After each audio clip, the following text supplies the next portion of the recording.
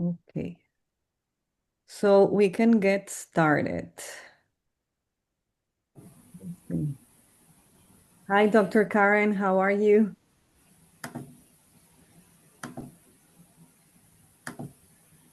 Your mic is on.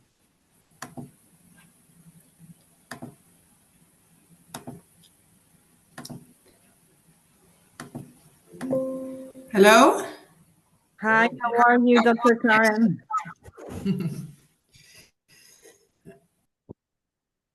Okay, Ophadile is here as well. Good day, everyone. It's a pleasure to be here. Hi, Ophadile. Good morning. Good night. I think what time is in your country? It's in the afternoon, ma'am. It's around 4 p.m. 4 p.m. Yes, ma'am. What country are you in? In Botswana? Botswana. Yes, Botswana. Yes, ma'am. Okay, so we can get started. I'm gonna turn off my mic so Dr. Anita can give the welcome words. All right. Well, thank you so much, Dr. Mariana. I want to welcome all of you. I want to welcome guests who are here. I want to welcome speakers who are here. And I also want to welcome the members of G100 Youth Engagement who are here. Thank you so much. Now, this is a G100 collaboration, and the collaboration is with Youth Engagement. It is with Education, Employment, and Scholarship. Dr. Karen Dye, she is the global chair. And then also with G100 Oneness and Wisdom, and Tanya Mattox, who is the USA country chair, is representing G100. Now, the G100, for those who are the guests are here, G100 is founded by our beautiful sister, visionary founder, Dr. Harbeen Aurora Rye. Now, I wanted to give special kudos to our sister, Dr. Mariana Guedea, because she is the pioneer of this initiative. So I had to say that that she's stepping forward and spearheaded this particular segment and series of Get Ready for College. All right, so I want to invite you also to, if you'd like, those who are not part of G100 and would like to join our family, you can do so by emailing us at G100youthwing@gmail.com. And at this time, I want to introduce the pioneer of this initiative, Dr. Mariana Guedea. But also before I do, Dr. Ophadile, Dr. Maria, and these two are also on the committee for the Get Ready for College. So I wanted to make sure I included everyone. And good morning, good afternoon, good evening to you all. And for those who don't know me, I always forget. I'm Dr. Anita C. Powell, here and after Anita. So, Dr. Mariana, take it away. Good morning to y'all. The idea of this first, because it's going to be a series of workshops, but this first workshop is to get general information for national and international students that maybe have the will, the vision, the grades, everything, but they don't know how to apply to college. What are the criterias? What are the things that they're gonna be taken in consideration? So it's this basically just getting out there the information for all the students interested in having this big dream, because sometimes when we are Latin or from another country, immigrants, many of the students have these great dreams, great visions, but they say, I don't have the resources, I don't have the connections, I don't know how to do it, where to do it, like what type of scholarships do they offer. So the idea is getting out there the information, and hopefully a lot of students will get and receive this recording session that we're gonna later on upload in YouTube, and it's gonna be available for all. So I'd like to thank Dr. Jairo Borja and Dr. Amelia Ortiz for being here today and donating this time for the service of a greater good. Thank you for being here. And I'm gonna introduce our first speaker, Dr. Jairo Borja. And I'm gonna read a brief summary, a short bio. Let me just open here this. Okay, Dr. Borja is the president of Borja Consulting Group and a seasoned real estate investor with ownership stakes in multifamily and hospitality properties, including a 52-unit apartment complex in North Carolina and a 48-unit in Hickory, and a 120 hotel in Lake Charles. In addition to his real estate ventures, he is a sought-after speaker, consultant, international best-selling author, and host of the Dr. B Show podcast. Through Borja Consulting Group, he empowers entrepreneurs and professionals to build strategic networks, strengthen relationships, and close more deals, while serving as a vice president of corporate and entrepreneurial programs of the statewide Hispanic Chamber of Commerce of New Jersey. Dr. Borja has over 12 years of experience working in higher education, specializing in financial aid, academic advising, career services, and serving as an adjunct faculty member in the School of Business of various higher educational institutions, dedicated to advancing professionals' development and leadership within the Latino community. He has volunteered with Prospanica, New Jersey for 8 years in roles ranging from VP of Professional Development to Treasurer, Executive Vice President, and ultimately President of the chapter of 2022-2023. He holds a DBA in Marketing from Walden University and an MBA from Long Island University and a BBA from Berkeley College. Welcome, Dr. Jairo. Pleasure to be here. Thank you so much. It's been an honor. Thank you, Mariana. Thank you, everybody. Appreciate it. So I'm going to start with our first question for you. Will be, what specific criteria do colleges or universities evaluate when reviewing a student's applications? Yeah, from my experience in higher ed, they review, of course, their merit based, right? They review their grades, right? But they also review a lot of their extracurricular activity. Like, what else have they done in the community? Have they volunteered? Have they given back, right? Also, what sports have they played? What extracurricular activity there? Because that shows a lot of leadership qualities. Were they captains? What did they do? So that's what they look as far as an application. They also look at, yeah, their character as well. Yeah, that's some of the things at a high level that I can think about. Okay, so that leads to the second question. Sure. Which aspects of a student's profile are the most important in the admissions decision-making process? Yeah, the goes back again. Definitely the grades, right? Definitely that's the most important. But on top of that, goes back to what I said before, as far as everything from the essay to the extracurricular activities to volunteership, right? Because as an example with what I did with Prospanica, all as I because we have a lot of young members, whether it's in college or as I even tell folks in high school, right? It's important to start thinking about like your brand, right? Don't wait till college, right? Start thinking about that now. So I think about being able to like build your presence on social media, being able to build your presence on LinkedIn. Don't wait till high school. Don't wait till college. Start now, right? Connect with your professors, connect with people in your industries, connect with people in higher ed. So that's what's important when it comes to knowing who gets admitted, who's not. So you're saying something very important, because sometimes students believe that only the grades are the key factors Yeah, eh, for them to be admitted.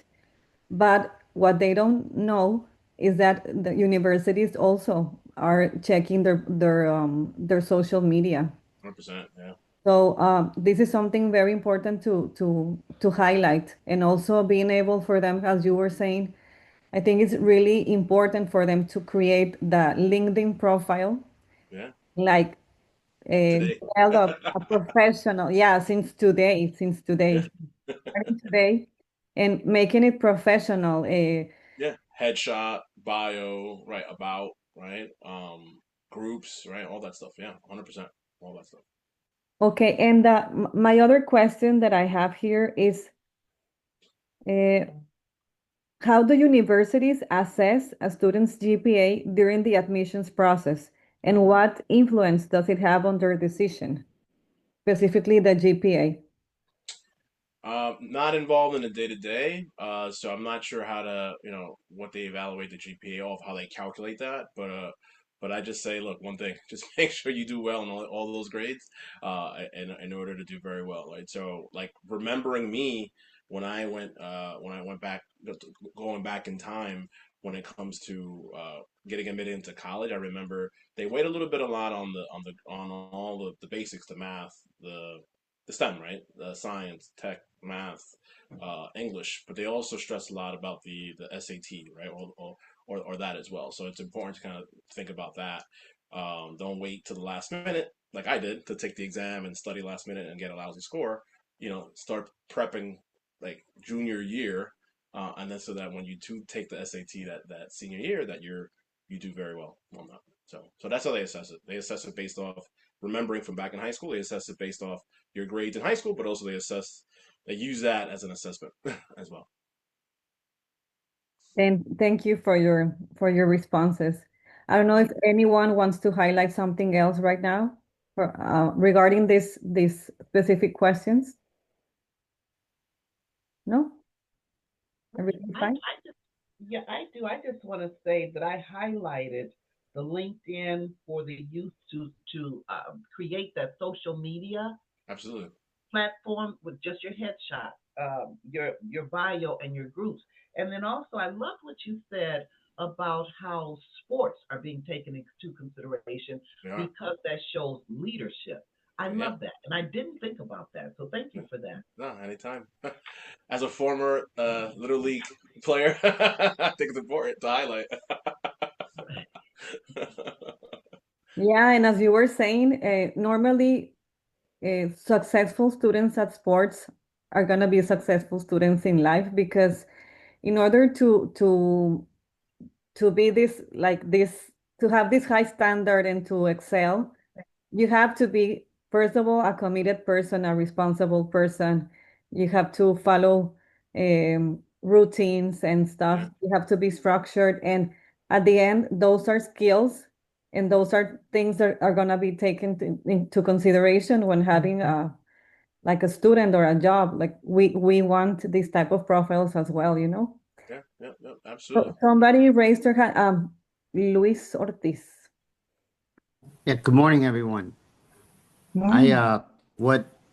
What was just said resonates with me. I unfortunately wasn't always focused with my grades, and my ACT score was not very strong, but I was the captain of the wrestling team, and I worked really, really hard, like you just said, and that's what helped me get into college, probationary, and then I ended up with my master's degree and have my own business. So what you just said was spot on. The sports and the leadership was what allowed me to have an opportunity. And then when I was there, then I had to obviously get my stuff together. But yeah, I think that's important, right? There's reasons sometimes people don't do well in school, but that doesn't mean that they don't have a bright future. So using sports to keep students engaged is a great way to still get them to become something and be confident of themselves. So just wanted to agree that those were spot on, at least for me. Thank you, And Luis. I'm Amelia's brother, by the way. So Can I Yeah. ask one question afterwards? Sorry. Yeah, go ahead. No, I yeah, don't and see. just to piggyback off Lewis and what Mariana's mentioned, right? Like with sports or anything else like that, there takes time, takes discipline, there's practice, right? And then being able to juggle homework and family with time and sports time. So you learn that very young, and like Dr. Mariana says, that translates into the real world. So that's why I'm a big component of extracurricular activities and sports. So so now go ahead, Karen. I'm sorry. Okay, Dr. Karen. Yeah, sorry, I don't see a hand to show. But my question is, what proactive measures can secondary school students undertake early on to strengthen their prospective college or university application? And what can a secondary school do to to support the students in that? I think on the college, on the high school side, like Yeah, start thinking about it earlier, sooner rather than later, right? So start thinking about scholarships, start thinking about resources, start thinking about financial aid earlier, sooner rather than later, right? So starting having that conversation now. And on the college side, just don't wait to do open houses like at senior yeah. year. Like start having that conversations with those schools early on, start doing those college tours, maybe even having like this weekend like courses where these guys could get familiar with college and how that is, so that by the time senior year, okay, now I know I want to do this because this is where I want to be when I grow up, right? So that's what I think should happen on both ends. Okay, thank you. Yeah. Right. Dr. Guillermo? Yes, thank you. I am a high school teacher for quite a while now, so I experienced myself writing letters of recommendation to the students, allow them to probably miss class to go to a club meeting, Hispanic Honor Society, National Technical Honor Society, and so on and so on. And I am the advisor of the Hispanic Honor Society. We have a board. We have an open house coming out in the school on Saturday, and we plan to sell some food. Already, two students replied to me that they are not going to be able to do it because they are committed to other clubs. So I talk to the students very clearly about balance your participation in those extracurricular activities. And we are also advised by the administration that academic goes first. There are students who like to have their names in any club possible, but then when you see the performance, it doesn't kind of add up really to the students to elaborate what do they really do and collaborate with the community. What was the situation? They want to pilot the resume with all of these associations, but in reality, what you did over there, right? So it is important that the student recognize that it's good to belong to these clubs and extracurricular activities, but academics and also the role that that student is going to play over there goes beyond the reference in the resume and what they can elaborate in the resume, right? They know that that's going to add up. It's going to give you competitive advantage to other candidates when they have been members of professional society. But it has to be a balance on it, and when they try to participate in every single thing, and then they start to falling apart because they don't have priorities and they don't have time management. No doubt, 100%. It has to be a balance, and yeah, academics is first, no doubt about it. But you're saying something very, very important. Some students, they want to sign up in everything, as you were saying, because they want to have the letter of the hours accredited, the letter of membership or this and that. But we have to start with the values, and we have to start also with the vision. What activities, what topics are you most passionate about in serving? And so this leads back to service.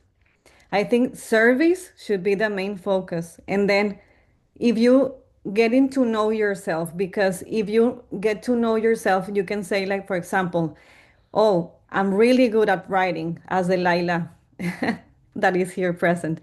I'm really passionate about writing and speaking out. Okay, so you should join those types of clubs, you know. But if you don't like sports, if you're not a sports person, and then you enroll in a sport committee or whatever, you're not going to perform well and you're not going to assist the meetings. Why? Because you're not interested. And at the end, instead of having this recommendation, you're gonna be you're gonna be having like a bad aspect, a bad. You're gonna show your worst side, you know, because you're not going to be committed. And maybe you're a very committed and responsible person, and maybe you're a very responsible student, and but it's not your values, it's not your vision, it's not your passion. So my personal recommendation for students is, what are you passionate about? And one thing that is really, I think it helps out a lot, is to review and to get to know the SDGs. Because if you know the SDGs, the United Nations 17 goals of development, you can get to see, okay, so this climate is poverty, is this and that. And then you can relate to one of these, and maybe you can start one project and serving Starbucks by serving, and then it's gonna be the inversa. Instead of saying like, what can I get out from this? Is the inversa is, how can I serve? How can I help out? And then you're gonna see the rewards, but not expecting the rewards. Just it's natural. It's a natural process. I'm so glad you said that, Dr. Mariana. And I'd like to also reflect or comment on how thankful I am that Dr. Borja mentioned the social media aspect, because that's the arena that the children or the young people are in right now. And I remember a story that a young woman who just celebrated after high school and all that, and then she became an international student, and she got in trouble out of the country, and she was in jail for a very long time, and they used her social media activity as the basis of the incarceration. So what's done online stays online, no matter if you get it scrubbed professionally. So it is very important for the students to be mindful of their social media activity. And it would be awful for someone to not get into the college of their dreams based on that. So I'm very happy that Dr. Borja had mentioned that, because that is something that can be worked on middle school, going into high school, and definitely high school, building a strong and clean, if you will, social media profile. Agreed. Yeah, definitely a strong brand, but at the same time, the Yes. do's and do nots. Yes, strong brand. Thank you, Dr. Borja. Well, thank you. Exactly. So at this time, I would like to introduce Dr. Amelia Ortiz, and I'm gonna read her brief bio. I always say like brief bio doesn't tell you everything about the person, but we'll try to make it as brief and as specific possible. Dr. Amelia Ortiz is a Chicago native raised in predominantly Puerto Rican neighborhoods. Brings over 18 years of experience in higher education with specialized focus on adult education, student development, and instructional strategies that drive students' retention and completion. A passionate advocate for educational equity, her work has centered on empowering underserved communities and advancing inclusive academic pathways. Dr. Ortiz earned her doctorate degree in community college leadership from Ferris State University. Her dissertation, The Untold Stories, the Life Experiences that Influence the Decisions of U.S. mainland born Puerto Rican women to attend community college in the Chicagoland area, explores the complex lived experiences that shape educational decision making among underrepresented students. She also holds a master's of science in communication and Bachelor of Arts in sociology from the University of Wisconsin-Whitewater. Her capstone project, establishing a mentoring program in higher education, created a scalable framework for students' connection and success, while her undergraduate research on community gardens resulted in a successful grant to provide free garden plots for families. She's currently serving as Associate Director of the Carnegie Elective Classifications and the American Council of Education. Dr. Ortiz works closely with institutions across the country pursuing or maintaining elective classification designations. Outside of her professional commitments, Dr. Ortiz is devoted mother of 2 children. Her daughter recently began college, and her son is thriving in 4th grade. Their beloved dog Tanya is cherished part of the family. As the eldest of 5 siblings, she frequently travels to California and Texas to spend time with her close-knit family. Welcome, Dr. Amelia. Thank you, Mariana, and thank you everyone for having me. I'm excited to be here today. So, the first question is, what documents or materials are typically required for a complete college or university application? Okay. That's a good question because it does vary based on institutions.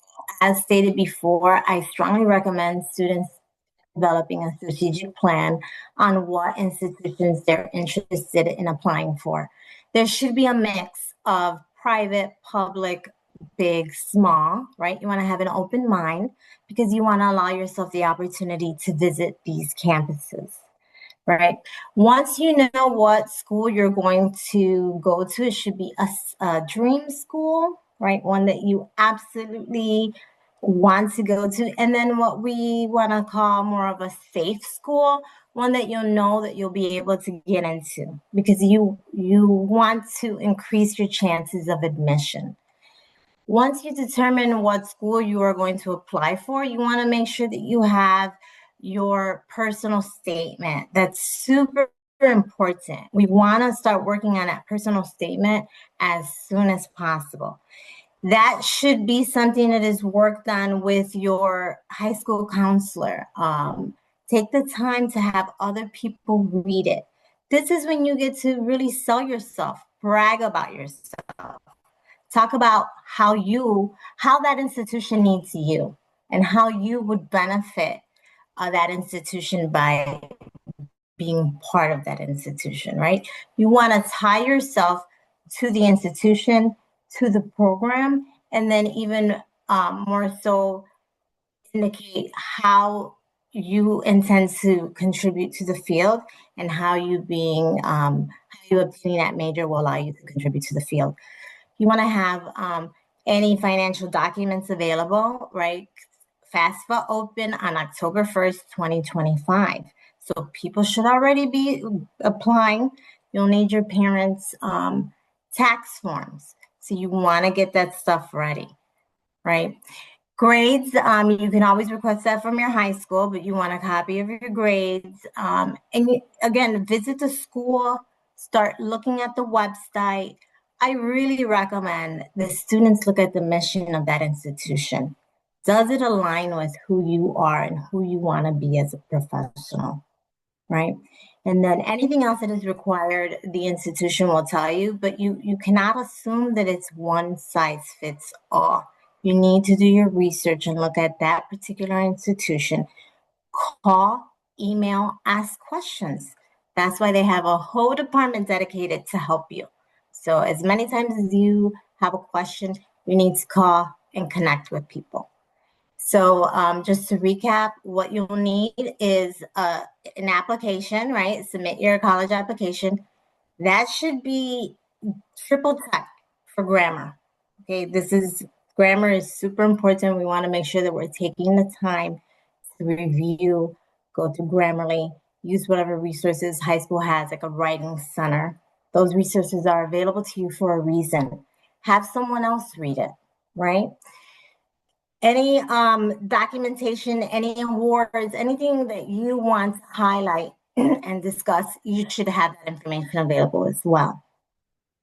But really, when you submit your application, it outlines what you need. You just want to make sure that you submit everything and complete everything to the best of your ability. So this goes back to practicing what you're best in, because if you practice what your passion is and what you're really good at doing, as Dr. Amelia was saying, like any awards, any trophy, anything you have participated contests and things, these things also add up to the profile, right, Dr. Amelia? Yeah. Okay. Ophadile had her hand. Do you want to say something, Ophadile? We cannot hear you. Now we. Always, I want to highlight indeed the importance students of professional social media. That more wisdom across Africa should start thinking over and on shows like this that would international confidential measures education and regard the rate maybe less than could out to actually align that. I don't know if somebody understood because the transmission is not clear. But maybe you can write the questions. Okay. Okay, it's the audio is confusing. Okay. Dr. Guillermo? Yes, thank you. In my own experience, about 12 years ago, in one school that I was, a public high school, I saw a very beautiful career center place with a full-time counselor, and I was initially teaching Spanish, but also I was placed on ESL students just to support them and try to help them. And I realized the lack of sensibility of the counselors per se inside the school to motivate the Hispanic students to be able to go over there and have that kind of awareness that I can go to higher education.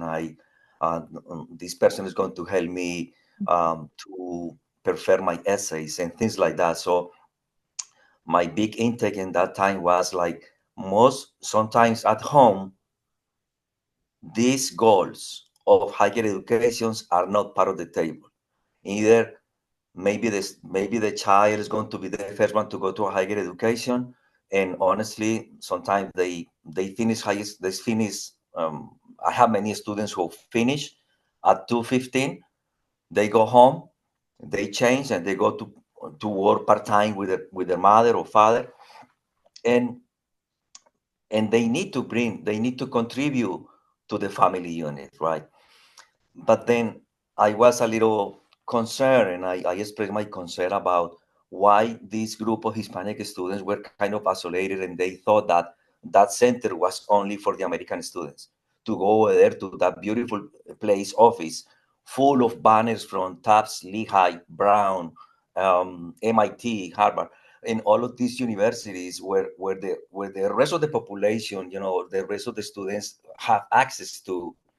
So it's key important to wake up that sensibility, that awareness of the students that yes, it is possible. You have a counselor, go to that counselor that you have assigned in your school and ask them, I want to, if you want to pursue your career, also ask the counselors to perform a personality test and prefer learning style profiles to see what careers match best with the students. And just to end, sometimes that lack of connection with the person who is over there supposedly to inspire these students to be able to help them as a counselor or case manager to say, you can do it.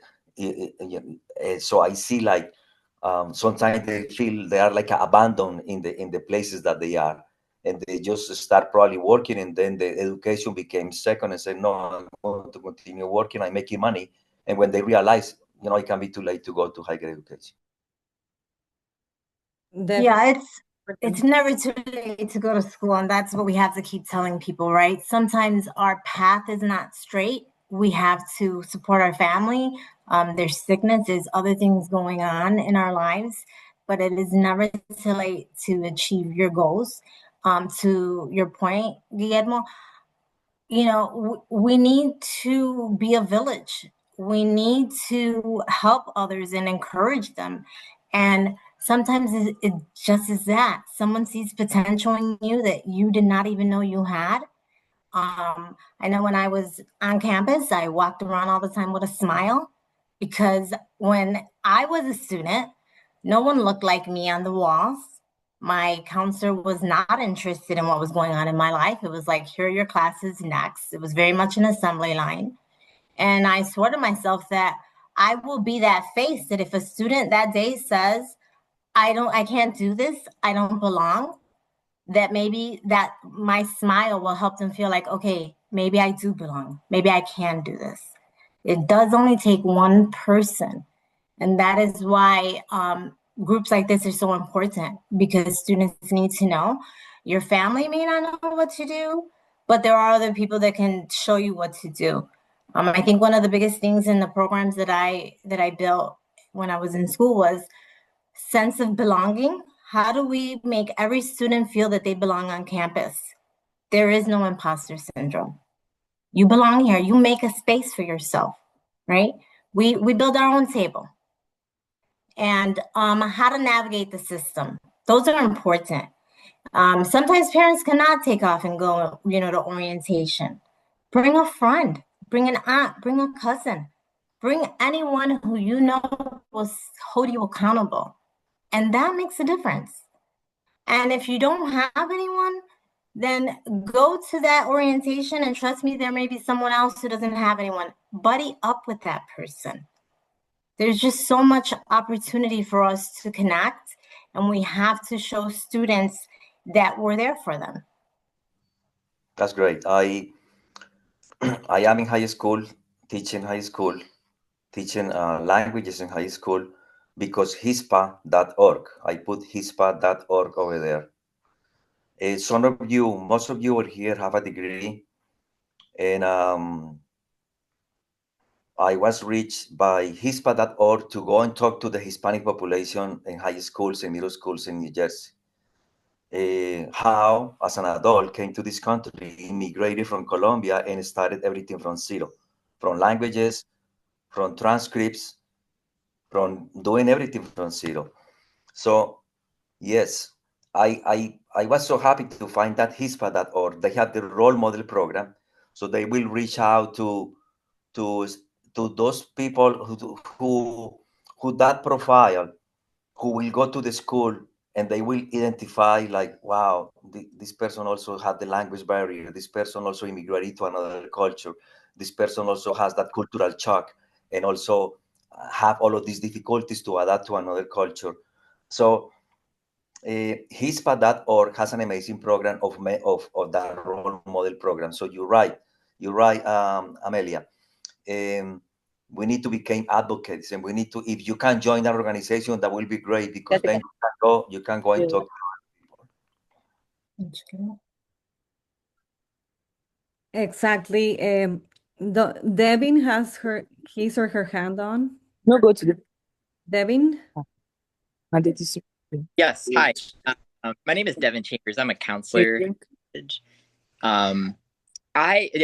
Reiterating kind of and going off of what Guillermo was saying, I think it's important too to do informational interviews, not only of people like in the careers that you might want to study, just get a more idea of what that career is actually like. Because you can read all this stuff on the internet, but like actually seeing what it's like from somebody firsthand is really important. And then also like doing kind of interviews or information interviews, and you can find people through LinkedIn, that went to your high school and then went to your college, the college you plan to go to. And then interviewing them to see like what their experience was like at that college. Because you can go on these college tours and they're going to make everything sound, great, and kind of tell you like, oh, this is, they're going to tell you what you want to hear, right, when you go on these tours, but you don't really know what it's like.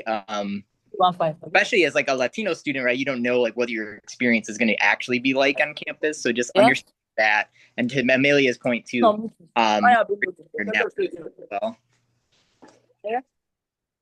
And you're saying something very, very important, because normally students read the name of the career and they say, oh, that's interesting. That happened to me.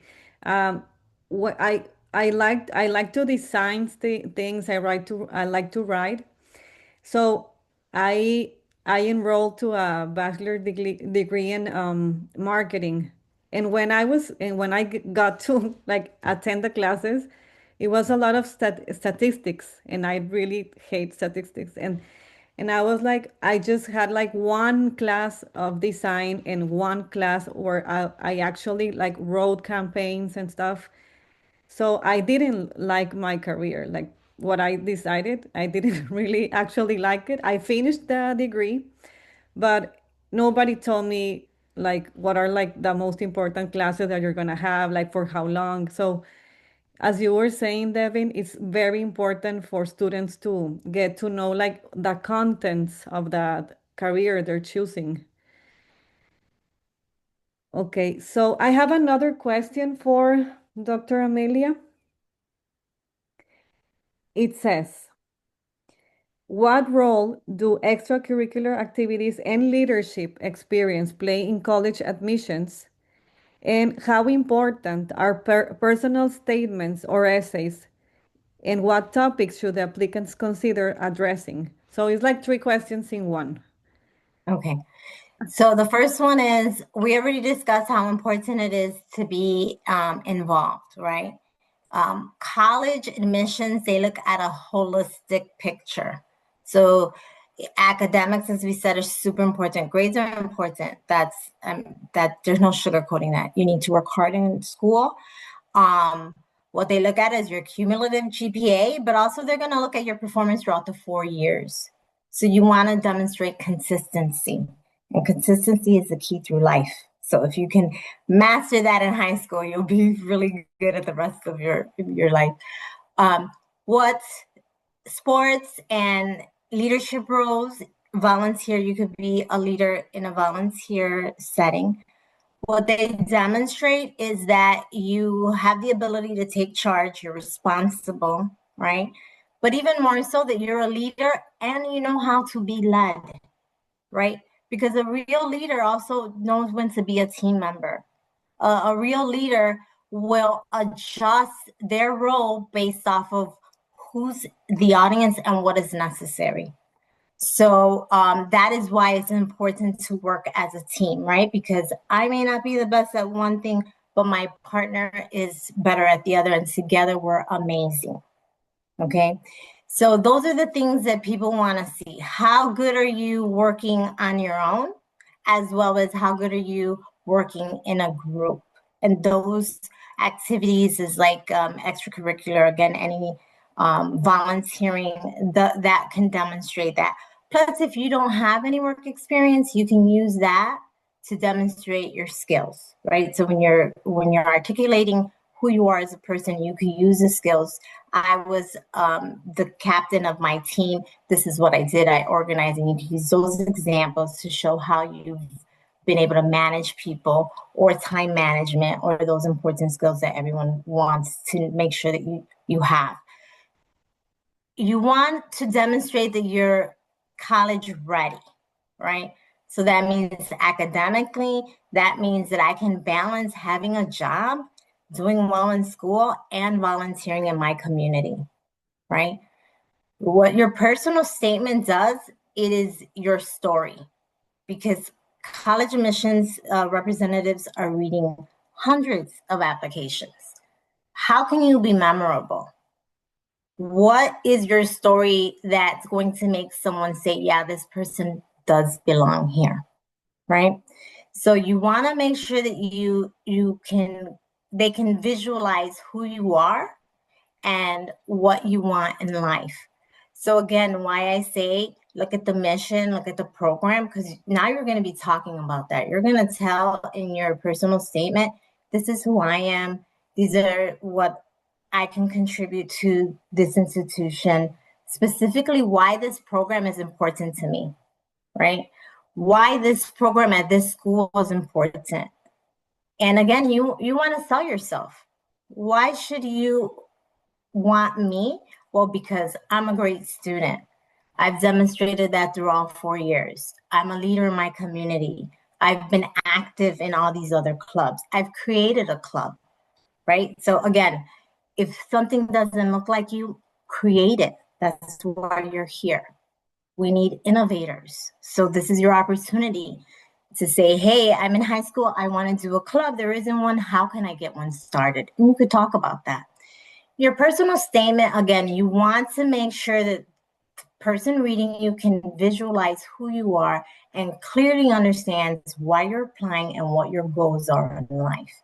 So that is why it's important for you to have others read that personal statement. Okay. If you have not done any leadership, any sports, can we talk about maybe some volunteering that you're doing? Or maybe we could talk about like babysitting, right? There's ways that we can wordsmith it so that it demonstrates that you have experience in leadership and that you can transfer those experiences in college. You want to show you're flexible, right? You're adaptable, okay? And you also want to highlight yourself, brag. This is, a lot of times we're told not to be humble. Don't be humble. These are your accomplishments. You need to brag. You need to believe in yourself. I think one of the biggest things is when someone's reading an admission letter, they want to be able to see that you're a person. We could talk about ChatGPT, right? If you use it, you got to go in there and you have to make it sound like you. People know that it doesn't sound sincere if you're just copying and pasting. Make sure it sounds like you. And if you cannot work because of your family situation, or if you can't do sports, try to join a mentoring program. Either be a mentor or be mentored. The benefits are reciprocal when you're a mentor. You can mentor, if you're in high school, 10th, 11th grade, you could go back to your grade school and see if you can mentor younger children. You could try to become a tutor. These are all things that you could do to create some skill sets that you can transfer and then discuss on your application, right?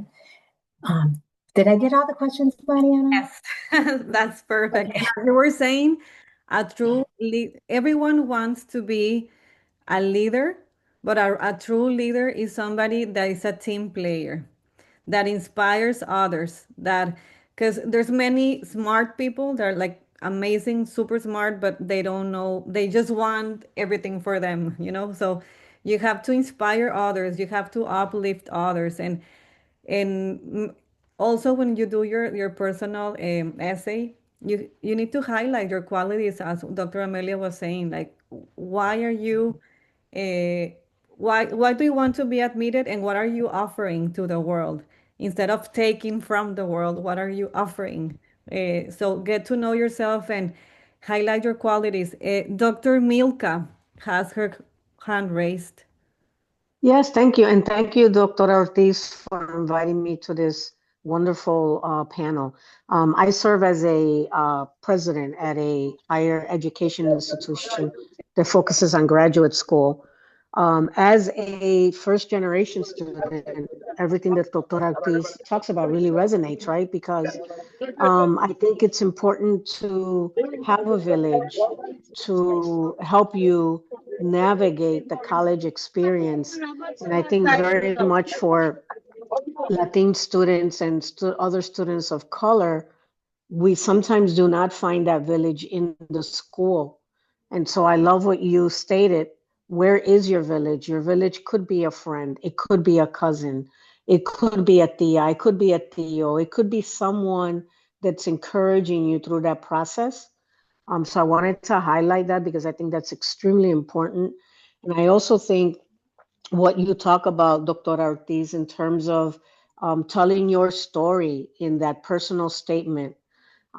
Yes, if you're working, that is part of your story. For some of our students, they can't be in clubs because they have to take care of abuelito or they have to take care of their siblings. But that is your story. And I think teaching our future generation that their struggles is what makes them strong.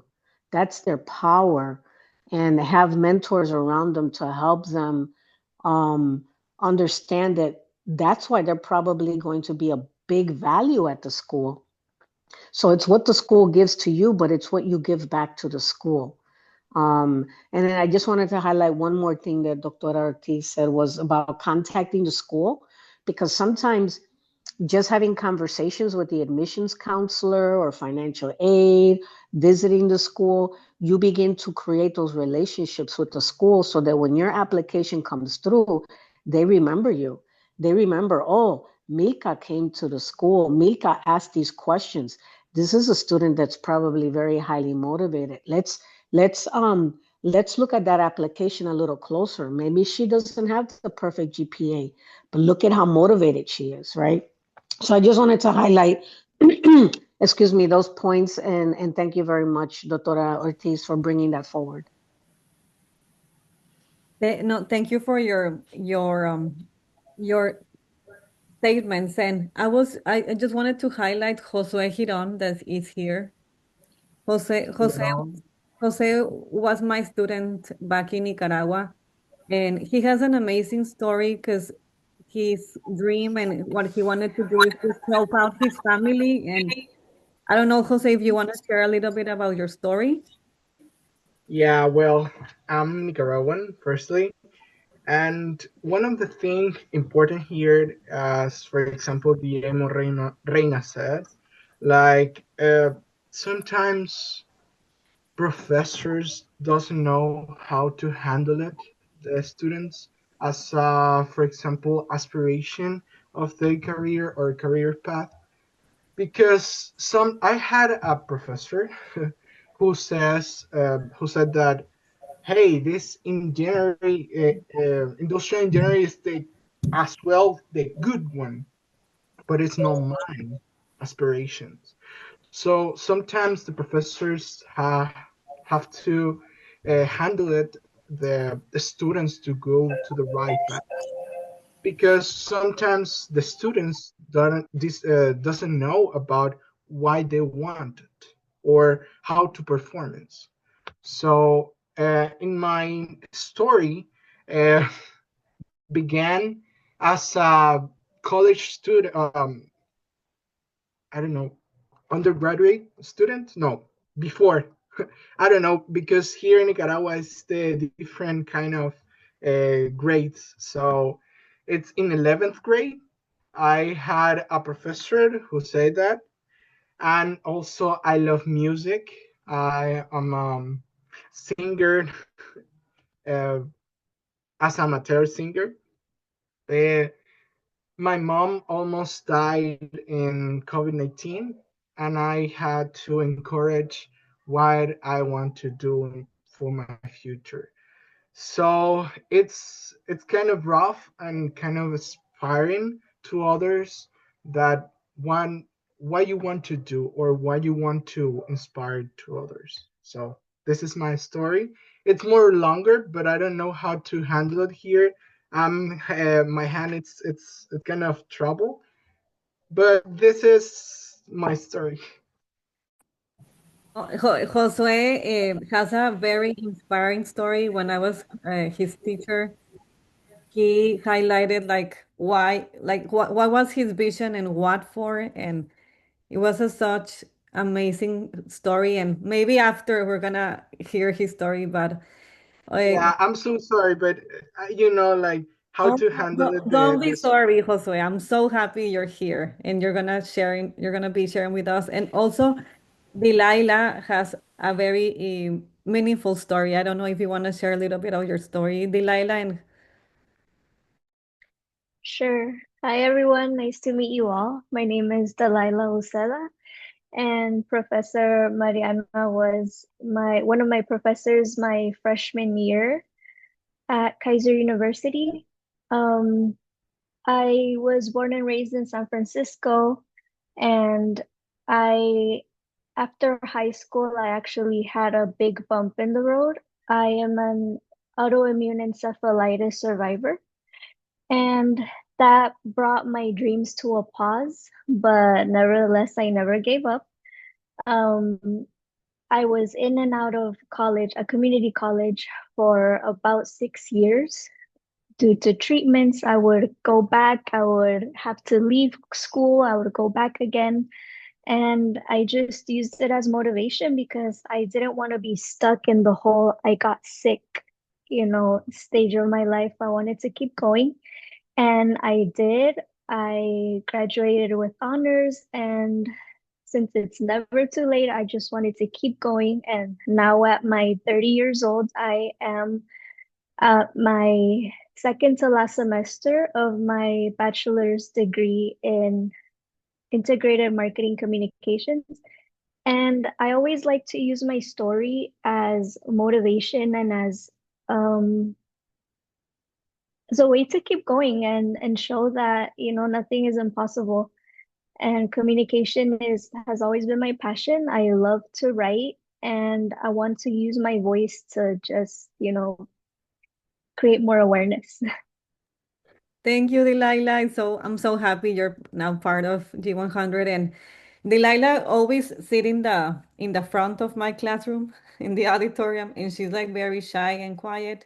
But then when I got to read her assignments, I was like amazed, amazed. I'm like, well, girl, you should write. You should be a writer. And she told me, oh well, that's one of my dreams. So I'm so happy that you are using your story as a instead of a victim, you're using your story to get like this energy to transmute the energy to light for the world. And that's the whole point. Dr. Anita, I don't know if you want to say something here. I just say this is absolutely fantastic. God bless you. I'm hearing her, and I love that what you just said, Dr. Mariana, how transmuting that energy. Well, you said, no, I'm not going to use this. I'm going to use this as something to propel me. And that took courage, that takes strength, it takes determination, and it takes confidence in knowing who you are, and you're an inspiration. You are truly, truly an inspiration. Both of you. Thank you very much. Both of you. Both of you. Thank you. The most wonderful word that I had from Mariana Guedea is the word of resilience. The word of resilience go to the not victimize yourself, but also to encourage yourself to go forward, because sometimes in the world, as you know, where it's something difficult to understand sometimes, but resilience is the key path to go forward.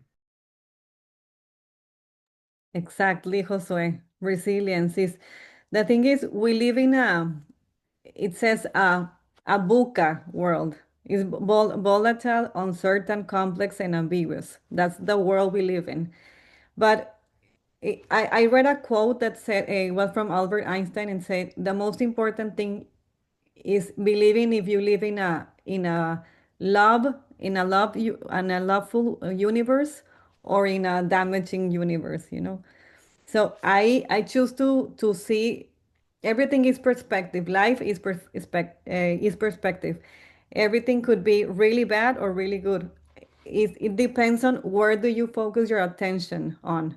So if you wanna expect, for some people expect until situations are perfect in order to start or to do something. No, it's not, never is gonna be perfect. So you have just, as Nike, and the slogan of Nike says, just do it. You have to just do it, just go for it, and get to see in every instant, in every moment, that beautiful part of life. It's beauty in everything. There's beauty in everything, but you just get to choose what do you want to see, and then go and focus all your energy. And even sometimes pain can be transformed to something really useful for the world. So just expressing and transmuting this energy in something better. Dr. Anita? Um, one thing I did want to share, I want with Dr. Amelia. I want to say how I really appreciate you showing the creativity of when someone, a student or even adult, is moving forward. Because when you were talking about, hey, listen, if you don't have your mom, go with your friend or a cousin. If you don't have your friend or your cousin, go by yourself. Do this, because when you were sharing that, sis, I thought about the last workshop that Dr. Maria facilitated, effective life learning, and it was during there that Guillermo he indicated um, he had indicated about sometimes a child, they're not, or maybe it's Dr. Muir, one of the two of them indicated that in high school, sometimes a child will show that they're not turning in their homework. It's not because they're lazy, it's because they don't understand the work and they don't want to bring it up that they don't understand. And that tied that into me when you said that, because I said, oh my God, to show students, listen, this is creative. If you don't really understand, not go to the norm that, okay, let me keep it to myself. I don't understand because others won't understand, or I should understand. To me, you just opened up that door to say, hey, listen, opportunity to stay motivated is unlimited. If you have to go somewhere by yourself to ask for help, there's nothing wrong with that. And I just really appreciated that. So I want to thank you for that. And I'm speaking personally on that level for that. So thank you. Dr. Maria?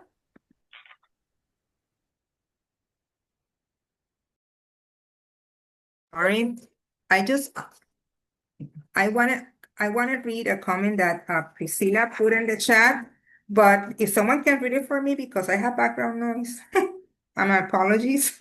It's my grandson.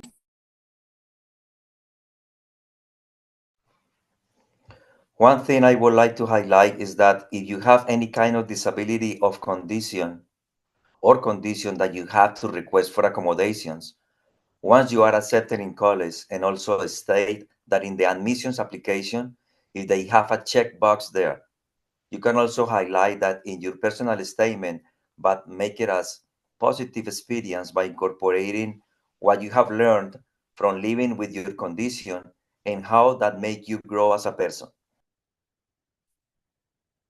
I don't know, Priscilla, if you want to say something. I don't know, Priscilla, if you want to maybe express something more. Okay. I can. That really strikes. Yeah. Because when Josue said that he remembers that word, it is really critical how you address or praise the students. I use positive psychology a lot. I studied that in the past long ago. And in my philosophy of teaching, I have to recognize that every student, regardless of the condition, background, wherever, has a talent. And that once upon a time, I was sitting where they are right now with the same doubts, fears, dyslexia, and so on. It surprised me when a student, you said to our students, excellent, you are so smart, you are so talented. Really? Yes, you are. If at home they don't hear that, we have to say to the students, that's one thing.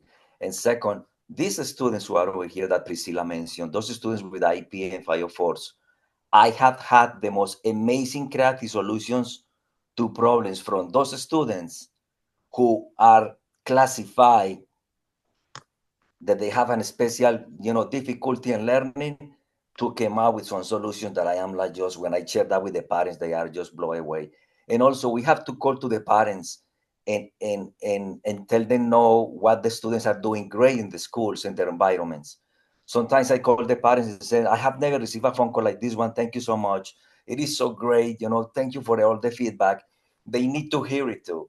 Sometimes they are so busy that they don't practice this kind of what, like Josue was inspired, and he's going to continue with that. Only that word can make the difference in that student, and a student of, talented, intelligent, organized, disciplined, recursive, enthusiasm, creativity, all of those things, they need to be heard.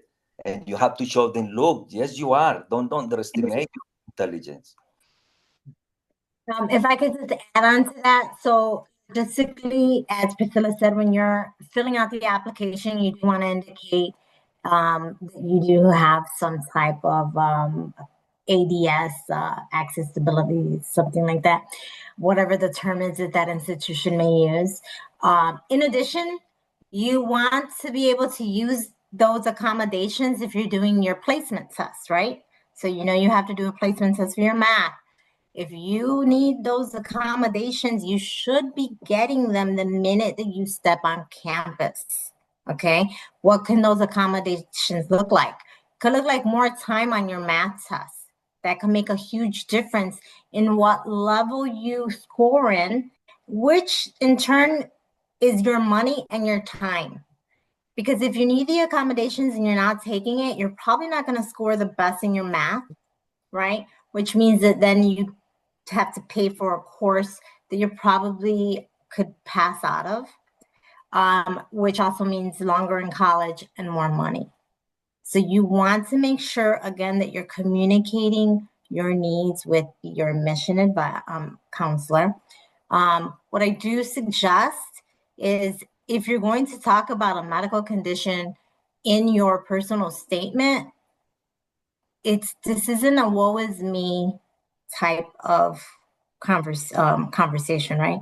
This is what has happened in my life. This is how I've used it to build my character, right? These are the examples of how this has motivated me even more or pushed me even more. Or maybe having this condition, I'll just say if you're saying you have a medical condition, having this medical condition has now inspired me to give back to my community and become a doctor, become a school counselor. That's a connection that people want to hear. Okay, this is not a time for you to like pity party. This is all these horrible things that happened to me, because honestly, horrible things happen to all of us. What we want to know is how you've used the bricks that have been thrown at you to build your foundation, and how can an institution help you get there?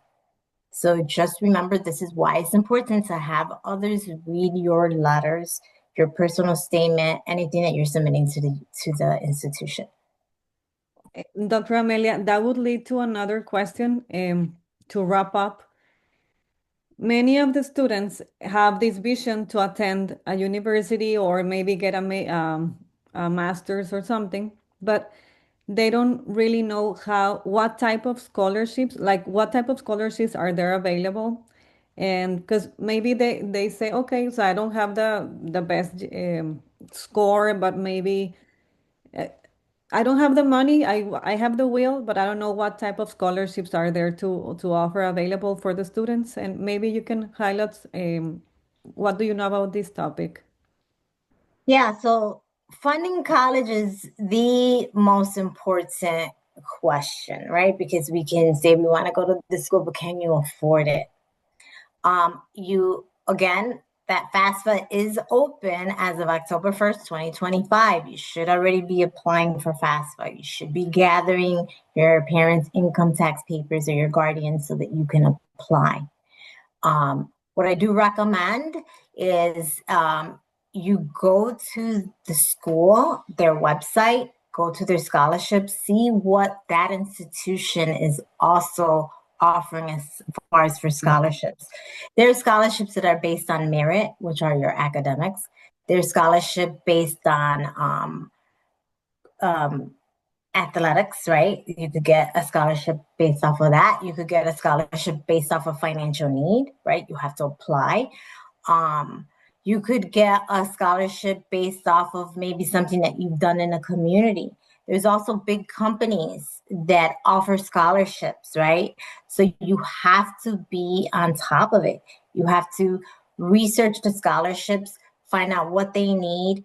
I would recommend a spreadsheet or something where you're putting the name of the scholarship, what is required, and the due date, and then you work backwards, okay? It's due October 30th. By October 15th, that essay should be in its final draft with other people giving you feedback so you can submit for that scholarship. It really does vary. The best thing, again, is contact the institution and go to their website, because they sometimes have specific scholarships that they offer. You could get a scholarship if your parent was a veteran. This is why you have to go to the orientations, look online, ask admissions representatives, like, hey, how can I get more scholarships? Don't be ashamed. This is your story. You know, I don't have money for school, but I want to go to school. I'm here. How can you help me to fund my education? I would say go within your local community as well. See if there's opportunities for organizations to offer scholarships. Sometimes students will say, I'm not going to waste my time writing an essay. It's only a $500 scholarship. Those scholarships add up. And sometimes scholarships sit there and no one applies for them because they don't want to take the time or they don't think that they're eligible. I've always told students, apply for every single scholarship. And if you don't get it, you don't get it. You should modify typically when you apply for a scholarship, there will be another essay. Use your personal statement as the foundation of your essays for future scholarships, and just build off of that based off of what that scholarship is looking for, or they're saying that they want you to do, right? So you will alter that and modify it based off of each scholarship, but you already have a little template. You just have to build off of that. I have witnessed so many students just not wanting to take the time to apply. This could be a job. It could take a few hours. It could be a whole Saturday, but that's okay because you have the opportunity to get more money. Unless it's something that says with such strict guidelines that you're not eligible, you should be applying. And if you have to take loans, you have to apply for the FAFSA. That'll tell you if there's any like scholarships or grants that you could be eligible for based on a financial need. Other than that, it also offers loans. I would use that as a very last alternative, right? Because you have to pay them back. And right now, the way things are, it's going to be very expensive. So try to tap into those other opportunities that you can. Why this is important, your school offers a payment plan, but if you're taking way too long to get everything situated, you're not going to have that whole semester to pay that balance, right? The sooner you get on top of these things, the more time you have to pay off whatever you may owe. Thank you, Dr. Amelia. Dr. Jairo has his hand up. Yeah, just really briefly, just wanted to piggyback of what Dr. Amelia mentioned. Great, regarding the personal statement, use that as a bridge for scholarships. And I also, between Guillermo and I, we dropping a couple of gems as far as websites for access to scholarships or resources to get scholarships. So that's all.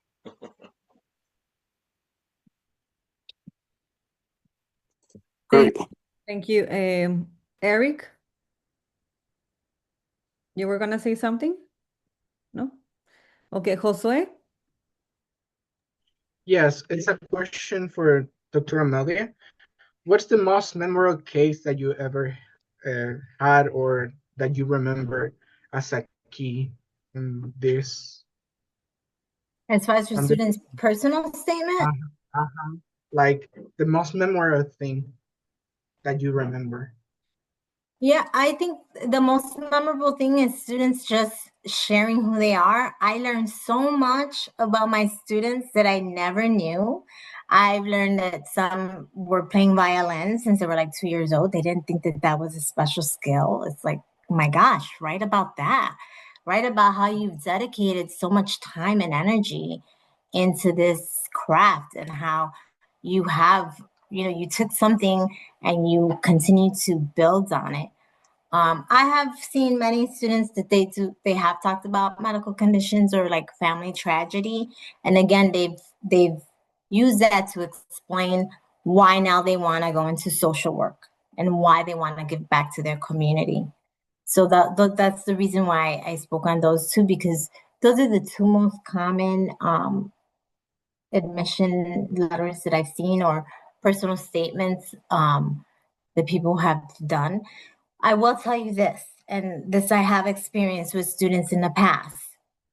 If you're going to apply for anything and you're writing your story, you have to feel comfortable if that story is read in your presence. So that brings me to a situation with a student. She talked about her domestic violence and how she had a small child, and really school and just the hope of having a future with her child, it gave her the strength to leave her partner. And then she was invited to the reception for scholarships. And so they read her letter and she was very embarrassed. So if you put something in your personal statement or your essay, make sure it's something that to your comfort level, that if it's read or reshared, that you don't feel uncomfortable or that you regret writing it, right? So we want to tell our story, and we want to take pride in our story, because everything that she's a great person, and that all her experiences is what led her to be who she is now. She's in law enforcement. But we do have to remember, like, there is an opportunity. I mean, there is a chance that someone will read it and you don't want to feel like a charity case, or you don't want to be embarrassed. We use these opportunities to empower ourselves and say who we are and what we will be. But always just keep that in mind. Anything you put in writing, you just want to make sure that you're comfortable enough for it. So I just don't want anyone to ever feel like I regret putting it down. So that would be my biggest takeaway.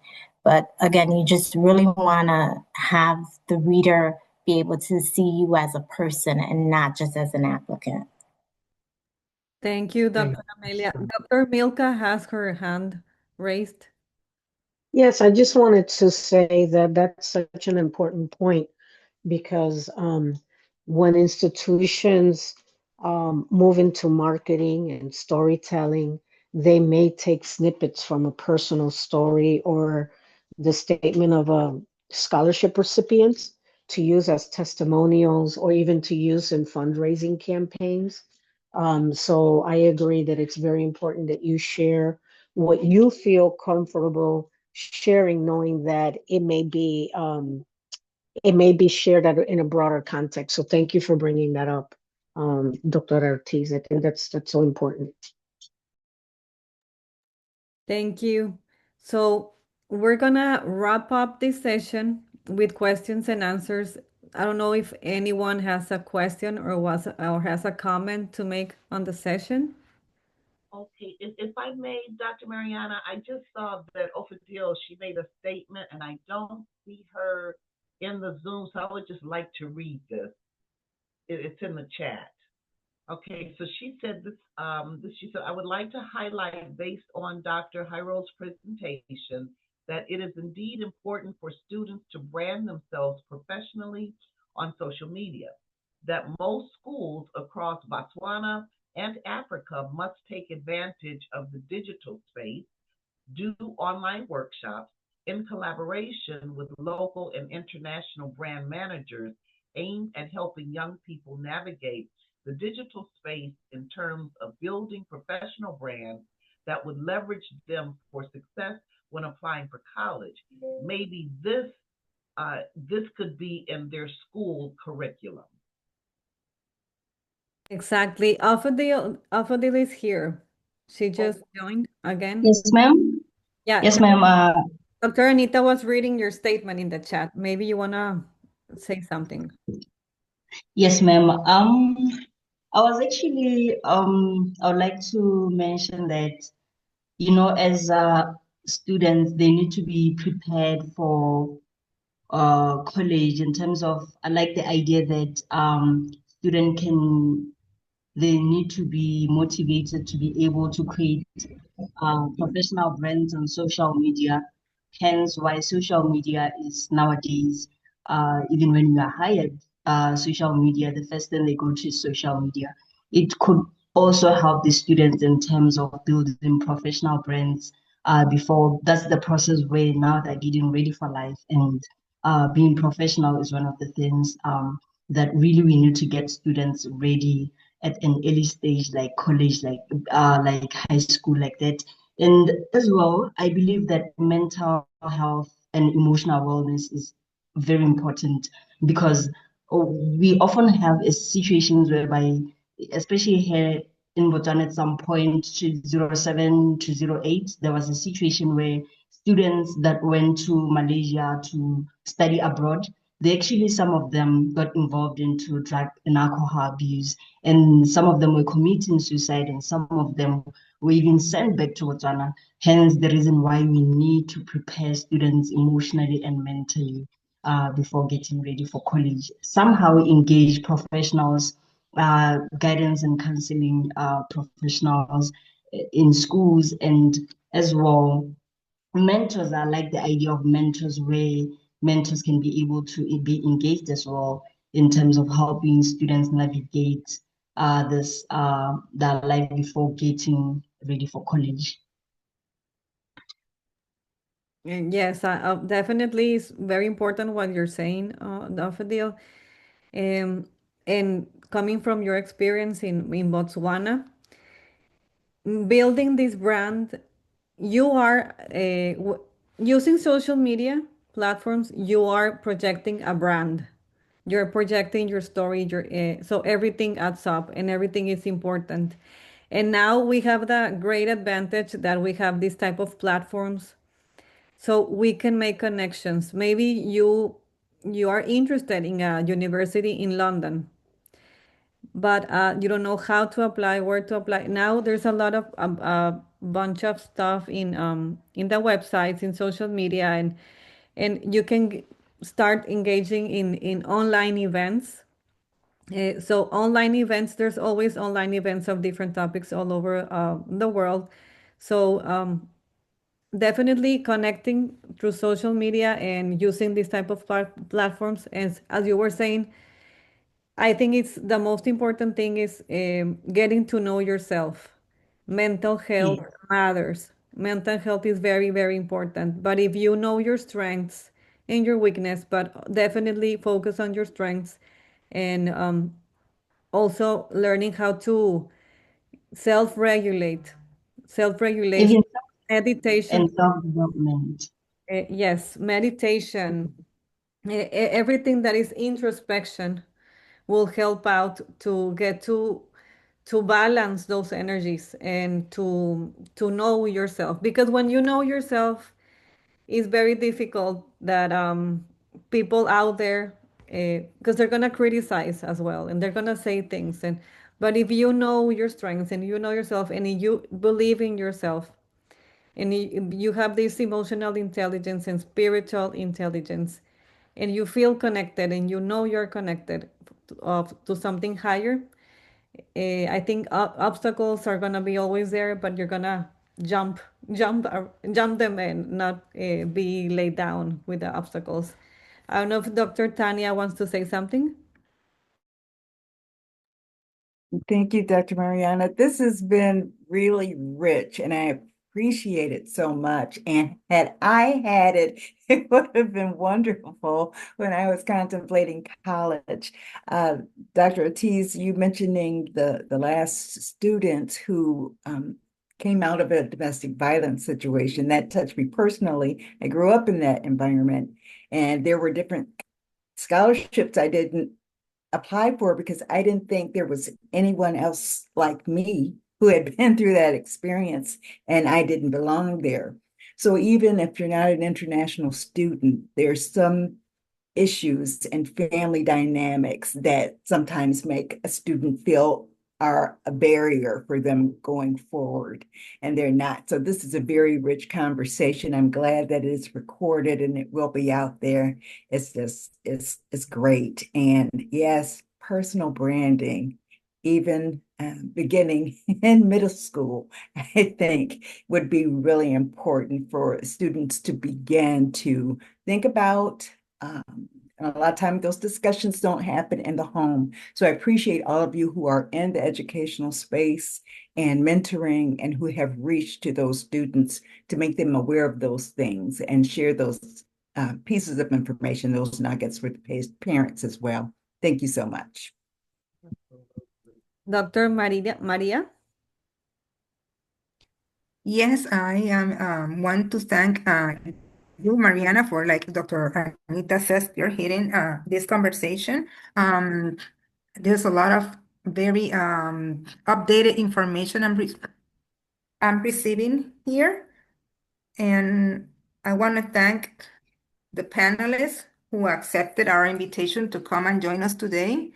And I hope I'm pretty sure that after this is shown in a video and others, we have future viewers that are not here right now. We will get more questions, and probably Dr. Mariana will have to make um, um, part two, edition three, because information and requirement admissions requirement might change. But thank you so much. That was what I want to say. Thank you, Dr. Maria, and thank you also for the speakers, Dr. Jairo and Dr. Amelia, that now she's part of our wing for accepting this time and donating this time for serving.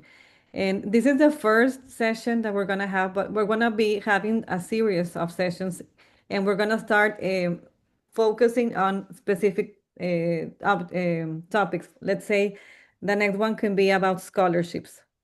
And we're gonna start just getting this information out, and hopefully a lot of students and a lot of people that are maybe having these ideas, but they don't, as you were saying, Dr. Tanya, they want to, but they think their story or their background is limiting them, and they're not taking this decision because of fear.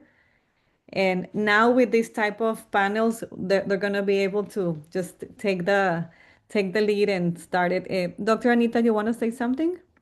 Yes, I did. First, I would just wanted to say thank you, Dr. Ophadile. Wanted to give her props here for for sharing that information.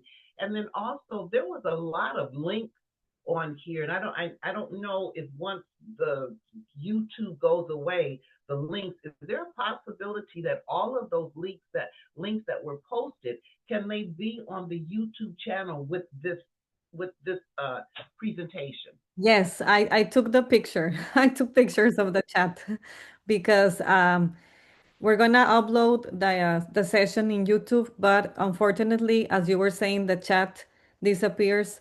But all the information that was presented in the chat, when we upload the video, we're gonna write the links, and hopefully in the comments, more counselors or more people that know this information are gonna be adding up to this. So I don't know if anyone has a comment, a question. Victor, we want to hear from you. What do you get from this session? Victor Turcios from Nicaragua. Hey, how you doing? No, I'm Victor Turcios from Managua, Nicaragua. Well, I really learned a lot in this session because I heard all the opinions that you have about starting students going to college and the students how to get prepared to enter college, how so they can know a little bit about the challenges they're about to face, and that important phase of life that is the transition to high school to college in general. Thank you, Victor. Yes, and hopefully you guys can invite more and more students to join us. And we're gonna have this big community and helping from all over the world, because here in this session there's people from Botswana, Ikena. We are living in Nigeria. We have Dr. Janie from London, Dr. Karen. I don't know where you are at. Netherlands, sorry. Yeah. Netherlands, London, US. So we're right now in this session. This is a worldwide session. So I'm very happy to have everyone here, and thank you, each one of you, for connecting. And Ikena, do you want to say something? You have your hand raised.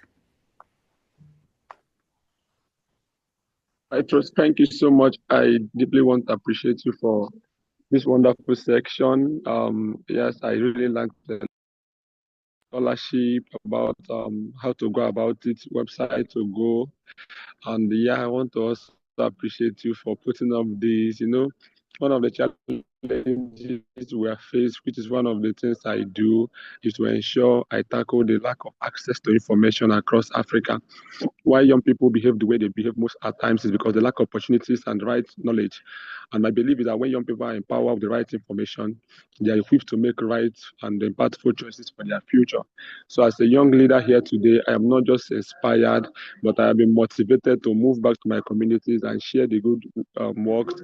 And also, once the link is uploaded on the YouTube, I'm going to send it to all my contacts, because it's not just about sharing the ideas in the boardroom like this in the panel. It's more to when we decentralize it to reach even the grassroots young people who lack access to internet. So I'm gonna share the links. I'm also going to when I go for my next week school outreach, I'm going to play. Oh,